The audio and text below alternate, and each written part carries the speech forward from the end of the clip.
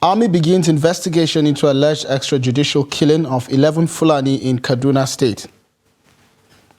Police arrest bandit leader in Niger State. Ganduje, Gawuna make Governor Yusuf's elders counsel.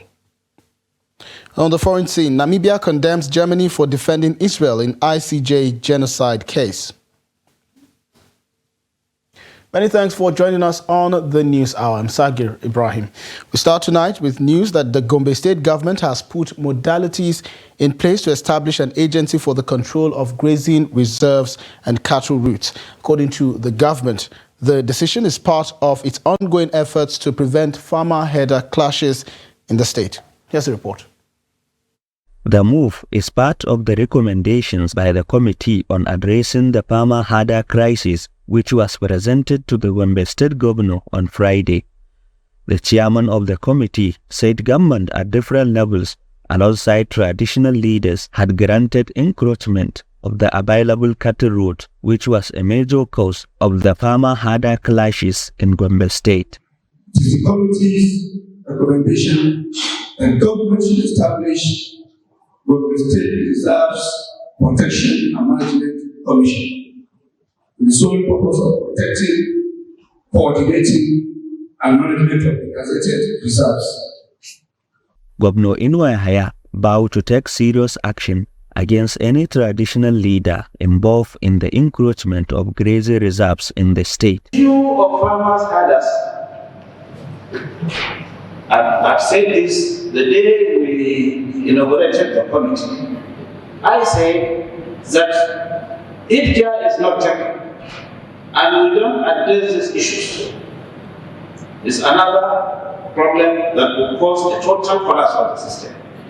We'll study the documents, the reports that we have submitted carefully to the committees, white paper committees to review as soon as possible, and implementation will follow. The state government had inaugurated the committee in June 2023 to investigate the encroachment of grazing reserves and cattle routes with the aim of recovering them to address the farmer-herder crisis in the state. Hassan Koli, Trust TV News, Gombe. And Fulani leaders in Tilde Fulbe, Laduga community in Kachia local government area of Kaduna State on Saturday confirmed that the Nigerian army has begun investigation into the killing of 11 members of the community. Recall that Trust TV reported on how 11 decomposing corpses of Fulani from the community were discovered in a forest located near an area called Crossing within the local government area. The bodies were identified by relatives and community members as those of the Fulani allegedly arrested by soldiers in the area at different times. Meanwhile, some rights activists have called for an immediate investigation of the alleged killing of 11 Fulani men by some soldiers in Kachia local government area of Kaduna State. Mohammed Nura noted that the soldiers had no right to kill anybody without court order, calling for the probe of the military men involved in the killings. And police in Niger State have arrested a suspected bandits leader, Rabiu Yusuf, aka Rabi, at the popular Tungamala Market, Kwaikuru local government area of the state. The Commissioner of Police in the state, Shawulu Ebenezer Damama, disclosed this while parading different suspects arrested by his command. He said the suspected bandit was arrested on January 6 based on intelligence reports saying that during interrogation, the suspect confessed to a series of kidnappings he had participated in. He added that the suspect was a member of Muare camp of bandits terrorizing Beji, Mekunkele, Boso, Gau Babangida, Sangeku, Bangi, Gulu, and Lapai area of the state. He said the command arrested 14 other suspects for various offenses including kidnapping, arms dealing, armed robbery, car theft, raping and thuggery, and recovered various arms in the last few weeks. The police commissioner said the suspects were arrested after kidnapping a 20-year-old victim and collected 1.6 million naira as ransom. Also, River State Police Command said that it has apprehended a suspected notorious armed robber and court leader Silas Odereke in Odereke, Ahoda West local government area. Odereke, also known as General, according to a press statement issued in Port Harcourt on Sunday by the command's public relations officer, SP Grace Iringe Koko, had been on the run for the past 4 years, evading arrest.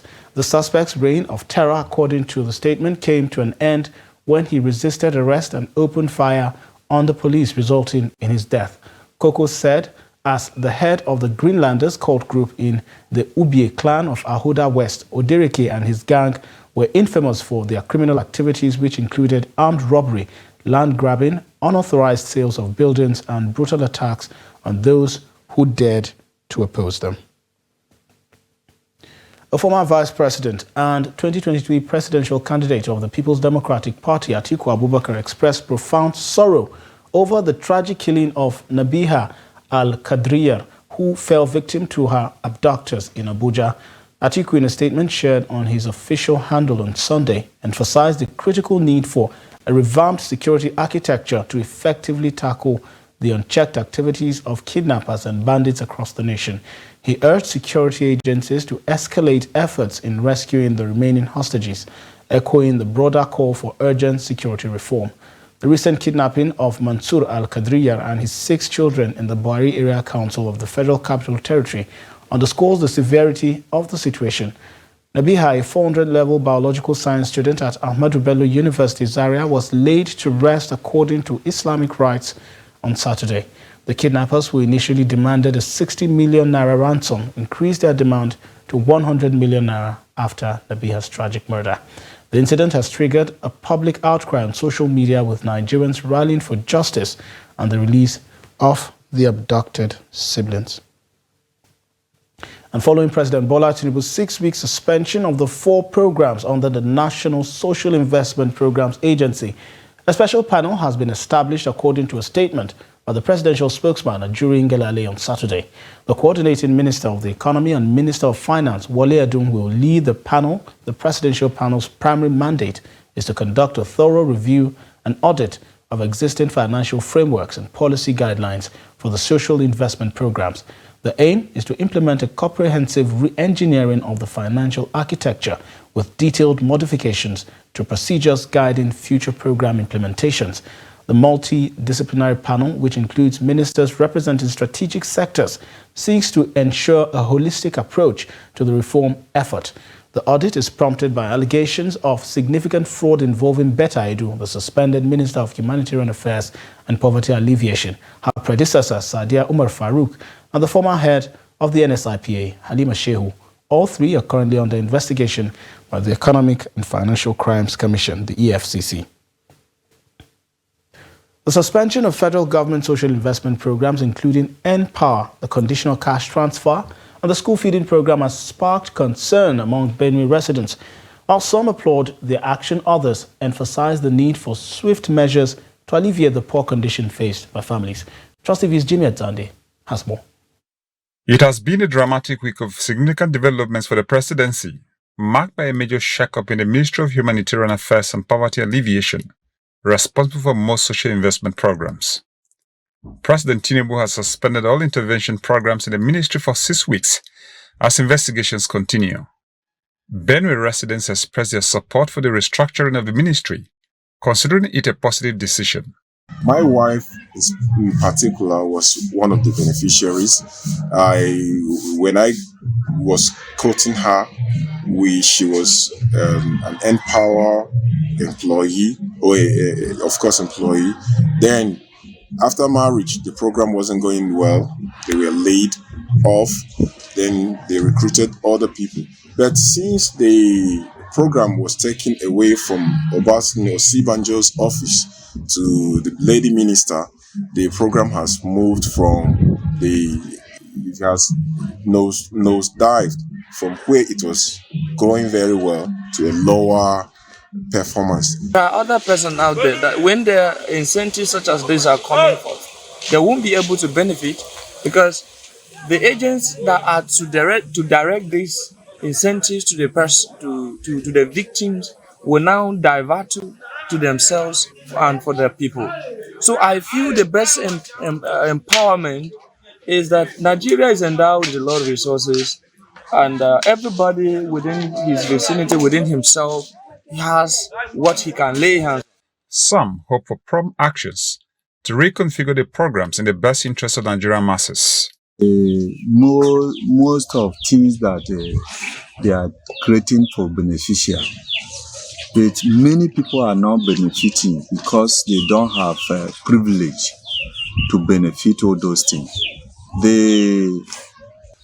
Especially with disability, we don't have privilege. People in the rural area to connect with this type of beneficiary.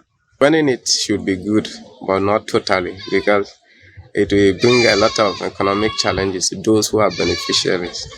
The program has been of a lot benefit to people who have engaged in it, and as such, we shouldn't suffer the standstill, because suspending is a standstill. The economy will be shaken. The suspension of individuals handling the programs raises concerns and leaves much to be desired. How soon the intervention programs will be reactivated remains to be seen. Jimmy Azandi, Trust TV News, Makurdi. The National Assembly has announced an extension of its ongoing recess with the resumption of members now slated for Tuesday, January 30th. In a statement issued on Sunday by the House spokesman Akin Rotimi, the lawmakers have an additional week to resume following an official communication from the Clerk of the House, Yahya Dansaria. The National Assembly proceeded on break on December 30th, 2023, shortly after passing the 2024 appropriation bill, and announced January 23rd, 2024 as the resumption date. You're watching the News Hour on Trust TV. Coming up ahead. Movie streaming services take over cinema patronage in Kano. Of course, this and more news after the break. Don't go anywhere. Thank you for staying with the News Hour on Trust TV. Now let's take a look at the top stories again. Army begins investigation into alleged extrajudicial killing of 11 Fulani in Kaduna State. And police arrest bandits leader in Niger State. Moving on to more stories now, Governor Abba Kabir Yusuf of Kano State has established a Kano Elders Council to act as an advisory body to the government. Sanusi Bature Dawakintofa, the Director General of Media and Publicity at the Kano State Government House, made this announcement in a statement. The Council of Elders is composed of former governors, deputy governors, Senate presidents, speakers of the House of Representatives, speakers of the State House of Assembly, deputy speakers, retired Supreme Court justices, retired Appeal Court justices, former chief justices of the state, former secretaries to the state government, and former heads of state civil service, all of whom are indigents of the state. The statement indicated that the council also includes the leadership of ulamas, the business community, traditional rulers, former heads of security agencies from Kano State, and other distinguished elders appointed by the government. The governor stressed that the leaders possess a wealth of knowledge, wisdom, and experience, and his administration will actively seek to benefit from their versatile experience. And clerics in Delta State have decried the hardship Nigerians are facing following the removal of petrol subsidy by the federal government. They are urging government at all levels to decrease the overall cost of governance in the country, attributing the financial strain on citizens to extravagant spending by different arms of government. Here's the report. In separate interviews with Trust TV, the clerics lamented the consistently high and unsustainable cost of governance in Nigeria.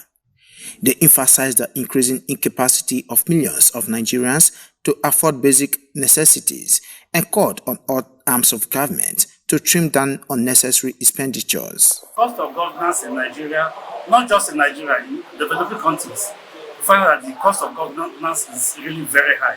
Let's come back to Nigeria. You see, I wouldn't know what 3 senators per state are doing in Abuja. That one senator cannot do. Or if we decide to stick to senator, why not let us abolish House of Rep? Because basically, you see, they are doing the same thing, duplication of duties. So and they all go with written of aids, with all manners of allowances and estacos and the rest. So you see a senator going with fleets of cars, exotic cars. You see, commission, even ordinary councillor move around with escorts these days. So the earlier we reduce the cost of governance, the earlier we reduce the number of political aides these people have, the better. If we must have to encourage people and to advise them to be very careful the way they waste money, even if as a government that you are not the money, but always understand that whatever you do today, you will one day account for it. So we should be very careful anytime we are being pushed to waste money. Somebody will be traveling as a governor with over 28. Are they going for crusade? It's not necessary. You can get 2 aides and travel with them. By then you are saving flight tickets, you are saving hotel accommodation, you are saving feeding. It's also a way of cutting covenant. And again, a person moving with almost 40-something cars because the governor on convoy, that is not it. It's extravagant. And Others opine that in addition to corruption, mismanagement of resources is a significant issue contributing to Nigeria's current economic challenges. The clerics are calling for a reduction in wasteful expenditures and a more responsible approach to governance to alleviate the suffering of the average Nigerian. Jonathan Awai, Trust TV News, Asaba. Thanks to Jonathan for that report. And in other news, the National Drug Law Enforcement Agency has intercepted a significant consignment of Canadian Loud, a potent synthetic cannabis strain weighing 111.2 kilograms and packaged in 324 bags in the Unicon area of Lagos Island. The seizure made during the conveyance for distribution in an unregistered Grand Caravan vehicle led to the arrest of a 42-year-old suspect, Taufik Yusuf. According to NDLEA's Director of Media and Advocacy, Femi Babafemi, the operation occurred late at night on Friday, January 12, 2024, based on credible intelligence. This comes on the heels of the arrest of another drug trafficking suspect, Godwin Thengod, at the Murtala Mohammed International Airport the previous day. Godwin, attempting to board a flight to Milan, Italy, was intercepted with quantities of codeine-based syrup and Rohypnol concealed in his luggage. The NDLEA further reported the recovery of 30,000 packs of tramadol, 225 milligrams consisting of 300,000 pills at the Sako import shed on January 12th. The consignment arrived from Karachi, Pakistan via KLM Royal Dutch Airline. The NDLEA's war against drug abuse advocacy campaign continued with sensitization lectures in schools, markets, worship places, and other locations across the country. And the Kwara State government is making moves to remove all illegal buildings close to Asa Dam and its environs, which pose unnecessary risks to human lives and property. The Commissioner for Water Resources, Usman Lade, dropped this hint in Ilorin during an unscheduled inspection visit to the Asa Dam area. According to a statement by the Assistant Press Secretary in the ministry, Adewoye Oluwatosin, the Commissioner specifically warned the residents of Asa Dam, Marina, and Las Vegas estates to stop any form of illegal construction close to the Asa Dam River, Marina estates, and its environs. And the Lagos State's task force has impounded no fewer than 344 commercial motorcycles, popularly called Okada, during a week-long raid in different areas of the state. The task force has also vowed to end the operations of the recalcitrant bike riders in the state. The agency's Director of Press and Public Affairs, Gbadeyon Abdul Rahim, disclosed this in a statement released on Sunday.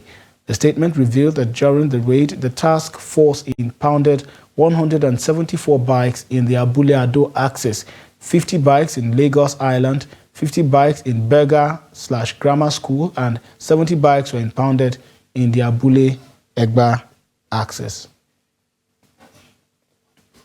And 2 persons have died after a truck crushed a motorcycle plying one way by Barracks bus stop inward Iyanoiba along Lagos-Badagry Expressway.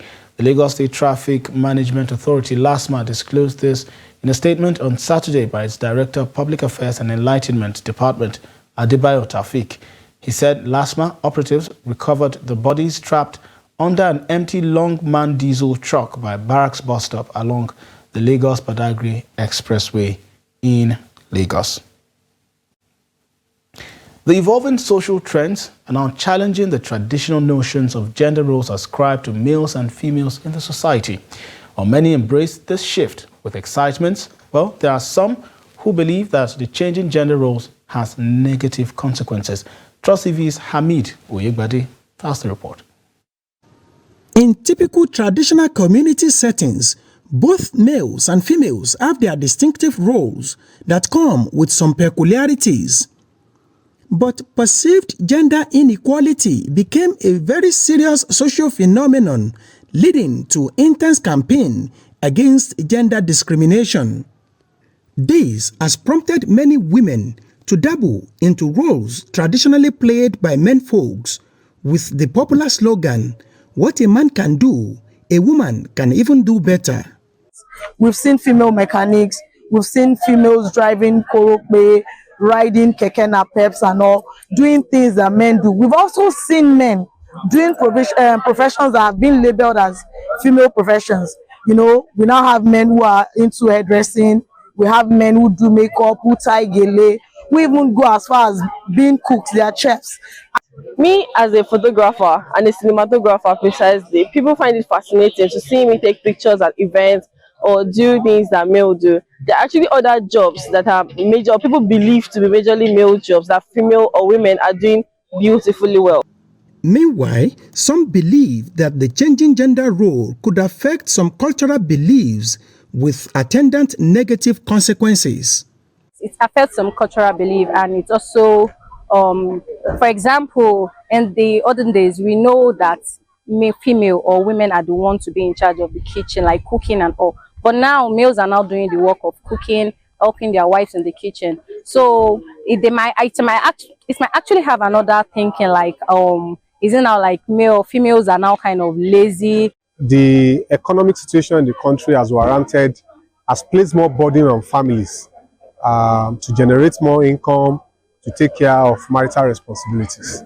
And I think this is the reason why so many women are going out of the home. And of course, it will have its own consequences, like the traditional roles of the women that are supposed to be at home, take care of the children, engage in professions that give them the time to take care of the family. And so when a woman rides korope or rides marwa or does some jobs that are so-called reserved for men, there will always be the consequence. Many say the gender-changing role should be with caution so that more women can stick to feminine roles that will give them the ample opportunities to care for their children rather than competing with their male counterparts. Hamid Oyegbade, Trust TV News, Osogbo. You're watching the news hour on Trust TV. We'll be back with more news after the break. Stay with us. South Africa, stand and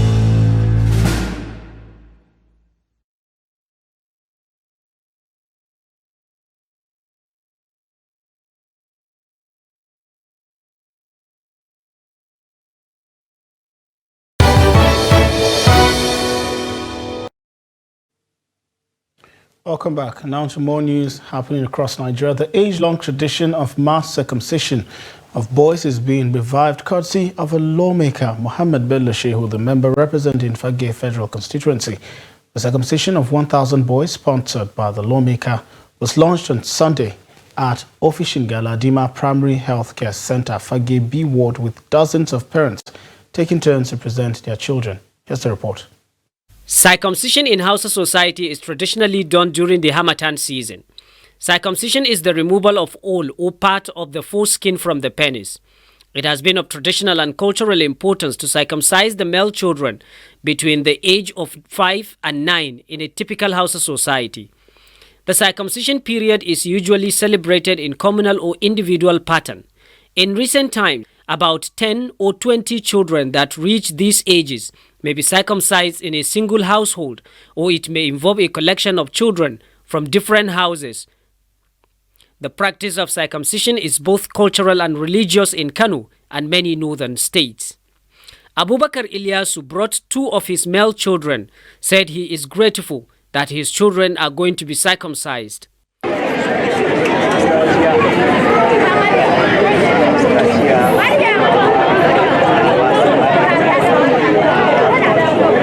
The culture of circumcision traced back to decades in typical Hausa society. It was an act that strengthened brotherhood and create more bond between members of communities.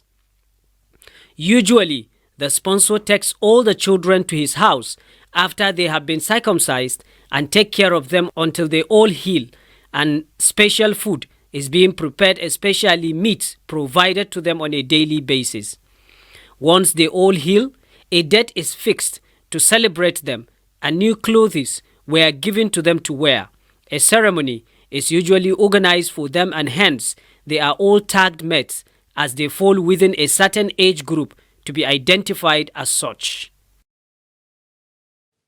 Well, there you have it, an interesting circumcision story there. Still in Kano, cinemas once known for hosting a series of activities and accommodating people from different backgrounds are now living in shadows of their former selves. The cinemas are struggling with low patronage because of the availability of films on mobile phones and videos on-demand streaming services provided on the internet. In this report, Salim Ibrahim chronicles the rise and fall of cinema culture in Kano. Take a look. The few cinemas that are still left in operation are now struggling with the lowest air patronage amidst rise and availability of mobile phones and internet connectivity. The few cinemas in operation now look very old, unkept and barely managed, as both building, seats and other things attached look very old and out of shape, dusty and tattered. Marhaba Cinema is one of the first cinemas in Nigeria located in Kano. It was built during the early 80s and it was the first cinema to be airing movies at that time. Although many advanced and improved cinemas have taken over, Marhaba Cinema will always be remembered as an iconic cinema in the history of Kano. However, the memories created at Marhaba by many, it is now standing as just a building that can be best described like a graveyard or an abandoned farm far from a village settlement. Though in the midst of many buildings and a market by the side, it could only be identified and related by those who knew it before. Marhaba Cinema was shut down more than 10 years ago, and currently it has been sold to an individual who has no intention of reviving it. The building is still standing with old padlocks glued to the doors and the surrounding taken over by weed. Cinema has been a learning center where you go to learn new cultures and traditions of some people that are outside your immediate environment. It was not just for fun, but also for learning. The category of people that even go to cinema are adults as at the time because they can easily comprehend what is going on and they can learn. But now you see young people, due to change in lifestyle, going to watch things like football. The activities of the cinema before is based on the learning a culture or other cultures from the other communities. That is why you see in most cases, you see the elder people used to enter the cinema because they enter not to learn the bad thing. No, they enter to learn the other communities' culture so that they will live peacefully together. That is the. While some like the Marhaba have been closed down, others, like Plaza, have been wiped up from history as the building have been demolished and now a new plaza serving as a business environment has been replaced. El Dorado and Queen's Cinemas, all located in Sabangari area of Fage local government, are struggling to keep afloat despite the huge decline in patronage. The only patronage that keeps the places alive is football matches that are shown almost on a daily basis. However, they still lack customers to come in. It was booming, bustling before now. Everything has gone down. What we are getting mostly now is from watching football. The market is no more. Honestly, as you know, almost everything has changed. I can always remember how it was before. Cinema is a place you go for lecture. When we were young, we used to see very influential and highly placed individuals going to the cinema. You will see judges, royal and traditional leaders, religious leaders, all going there. You will see a whole household led by their father coming to watch films and shows because there was a lot to learn from there. But now there is nothing like that. When asked about patronage from producers of films and other shows, he highlighted that the decline in the culture of coming to cinema has contributed to the loss of confidence from producers as they don't make their business or money back. Salim Umar Ibrahim, reporting for Trust TV.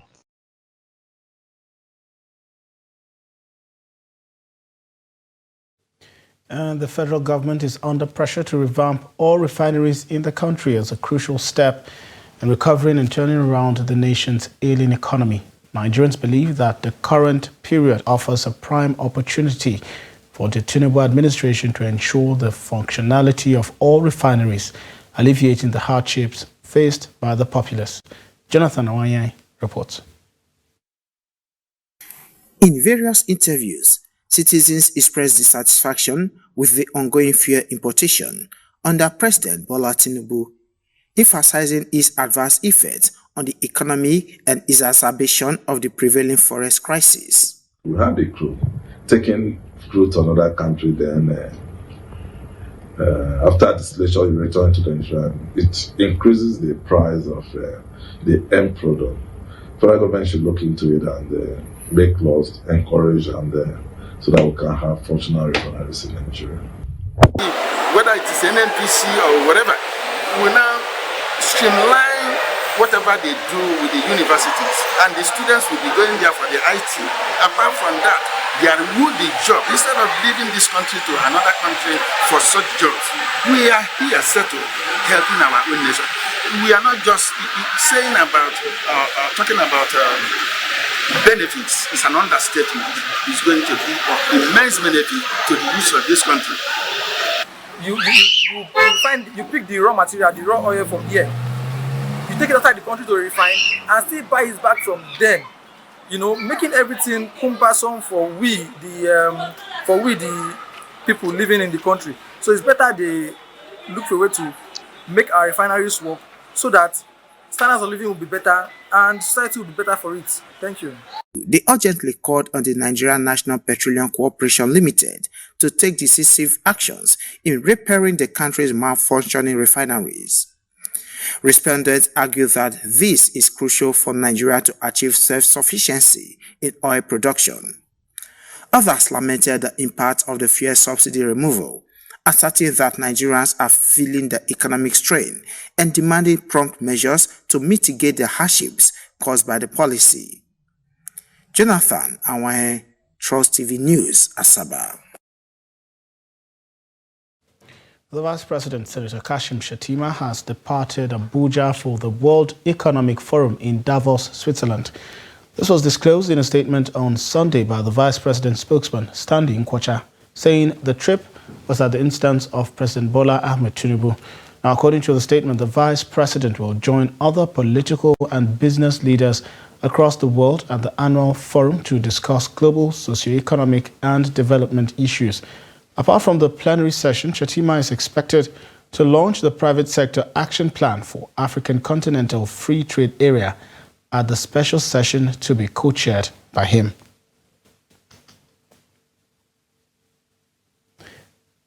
You're still watching the Trust TV News Hour. We go on another break, and when we return, we'll be serving you news from the international scene. Stay with us.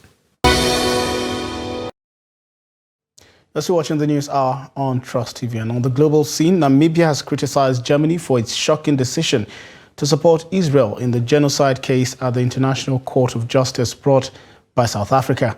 As Israel's war on Gaza enters its 100th day, Namibian President Hage Geingob stated on Saturday that Germany's choice to defend Israel's actions in the ICJ regarding the genocidal acts against innocent civilians in Gaza and the occupied Palestinian territories is deeply troubling.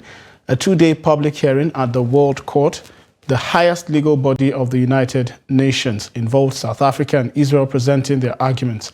South Africa claimed on Thursday that Israel's offensive in Gaza aimed to bring about the destruction of the population, while Israel denied this accusation, stating that the military operation is not a state-led genocidal campaign. The Namibian presidency's statement expressed deep concern over Germany's decision, accusing Berlin of ignoring Israel's actions in Gaza, including the reported killing of more than 23,000 Palestinians and the displacement of 85% of the enclave's 2.3 million people amid acute shortages of food and essential services. The statement also reminded that Germany itself had committed the first genocide of the 20th century in Namibia between 1904 and 1908, resulting in the death of tens of thousands of innocent Namibians in inhumane and brutal conditions. Let's now join Adeniyi Ajishafe, who's standing by with Sport News.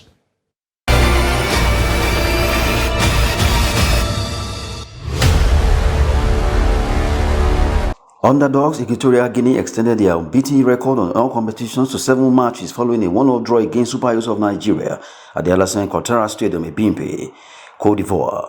Nigeria wasted a glorious chance to break the deadlock in the 11th minute of the first half, while both teams worked to outsmart each other. Eagles goalkeeper Stanley Nwabali could not stop Equatorial Guinea from taking the lead against a run of play in the 36th minute as Ivan Salvador guided the ball into the bottom corner. Nigeria scored instantly to produce a well-crafted equalizer just from the restart. 2023 CAF Footballer of the Year Victor Osimhen rose to powerfully head home Ademola Lookman's floated delivery. Super Eagles flew out of the traps in the second half, if not for Equatorial Guinea goalie Izuzu Wono, who denied one-on-one effort from Zaidu Zanusi and Victor Osimhen from scoring.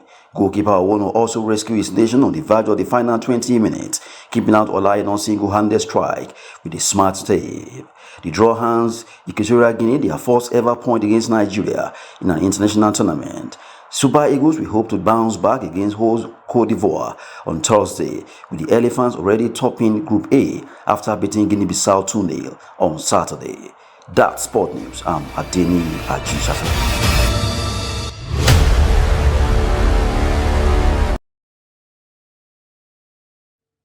Thanks to Adeniyi for sports news. And extending the conversation, I have in the studio with me Neil Sampson, a sports commentator who will be sharing and bearing his mind about Nigeria's game today. Welcome to the News Hour, Mr. Noel. So, of course, Salvador on the Guinea-Bissau side scored 36 minutes, and barely 2 minutes later, we saw our star boy Osimhen scoring in 38 minutes. But it's seeming like a lot of Nigerians are feeling quite disappointed at Super Eagles Jose Peseiro's side. First, let's get your reaction on the outcome of today's match, the first match for Nigeria indeed at the commencement of the African Cup of Nations. Yeah, most Nigerians are actually disappointed, especially me if I'm to say the truth, because we actually expected we going to that match.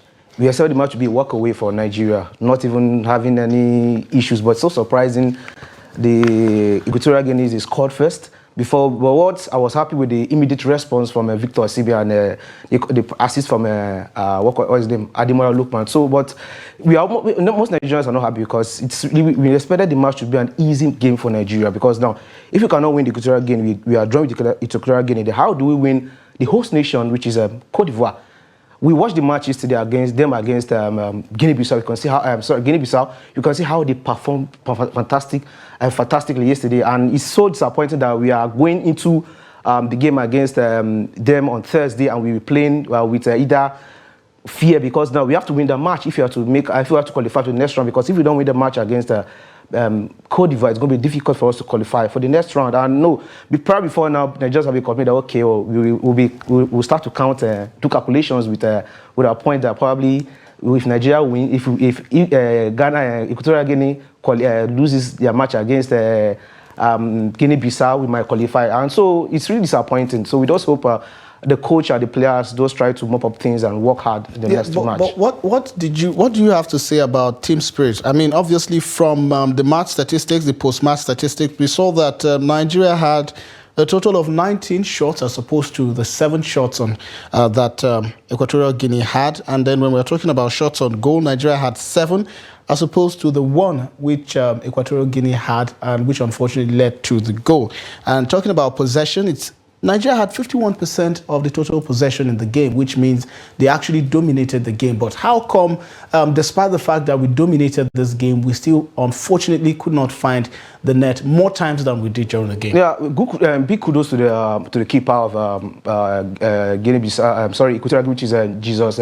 Where he played a very fantastic game. He saved goals from Olaino and Victor Sime specifically. Apart from the one he missed, which he didn't even go close to the goal post. But having 51% of possession against Equatorial Guinea, to me, is a disgrace to us, because we are. So you feel we still do? We needed more. If you look at the statistics, Nigeria, what do you call it, Nigeria team, we worth 300 and something million. But we obviously dominated the game. So that was not domination for us. Oh, okay. That was domination. I guess the question now is: are you expecting the players to perform better than today? Yes, Especially the only player bearing in mind that we have such a large quantity of quality players who have come from all over the world to, represent this great country at the AFCON. But then again, aren't you worried about, because some people have complained about player psychology, team play and the likes of that. Do you have any worry as regards to team spirit, especially during the games? Yeah, you can see how the players are playing today. I know the only outstanding player you can pick from the team, you pick Halassan Yusuf. Apart from and he's out of they took him out of the match. We pray it's not a serious injury. Yeah, apart from Halassan Yusuf, Victor Sime, Ademola Lookman, probably you can pick our central defender Ekong. I don't think, apart from those 4 players I've mentioned, I don't think the other players will play well. You can see how Sime was running around the pitch, trying to hold to make everything well. But the players were playing, Nwobi, apart from the pass he gave to Osimhen, where Osimhen missed the goal and missed the opportunity there, and the other shot he played, immediately we started the match. I don't think he did anything. The goal they scored was against they scored. He was there at the front of the player. Mark this guy, and you are doing. I don't know what to say, but I'm not actually happy with the performance. That 51 to me is a very poor possession. If we were to have it like 70-30, yeah, I would say okay, probably they played well without scoring, but 51. Equatorial Guinea, 1.6 million in population. Nigeria, over 20 million, and we are playing 51. No, the position is bad. Oh, something. Sports commentator, thank you so much for your contributions on the news with regards to Nigeria's performance at the African Cup of Nations. Their opening game against Equatorial Guinea. I can see the clear disenchantments in your voice and, of course, some of your perspectives and contributions. We do hope that the Super Eagles will definitely do us proud and, of course, kick back and do better in the next game. Thank you so much for joining the news. The pleasure is mine. And before we go, well, here's the kicker. Coming from a humble background, Musa Otieno, one of Kenya's most successful footballers, is today giving back to the community through his charity organization, Kick Off to Hope, by providing a football program for kids, developing their football skills, as well as supporting their education needs. Take a look. Nose. Head. Head.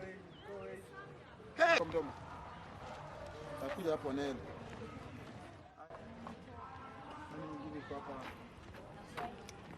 Elija, enda paa. Si wewe. Ni huyu ndiye anaita huku. Naona bahati. Hayo dereva hiyo hapo. Twendeni hiyo timu yao haya huko kwa timu. Haya nyoa hiyo twendeni pale hiyo timu iko pale. Pita. Nice. Pita. In high school, and it was a big story, first of all, in the school. They were teasing me, saying that how can a student get good money more than even the principal? 6, 7, 8, 9, 2, 3, 4. Community, what are we doing in the community? And that's why we had the program, which is called the sewing class for the women. At the moment, you have in Kenya, and there is one in Burundi. And if you look at in Europe, there is one in Germany, and then the other one is in the US. Those are the guys who I played with when I played a small stint in the US. That was in Ohio, in Cleveland. And the fund is coming from the friends which I played with, but is both in Germany and in the US. Sasa vile nilianza kutrainishwa na coaches, kaanza kujua, kaenda ma games mingi, patana na watu different. Sasa nikakuwa na moral na watu wengine wanaenda pale. Sasa pia mimi kanipea moral.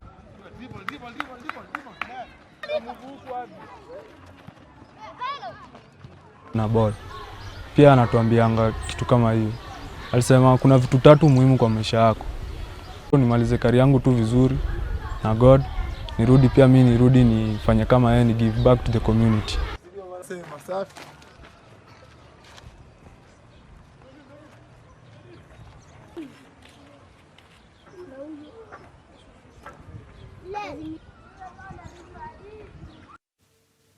And that wraps up the news hour on Trust TV. Remember, you can follow us across all of our social platforms and join our live stream on YouTube for more news, programs, and documentaries. I'm Sakir Ibrahim. Thanks for watching. Have a good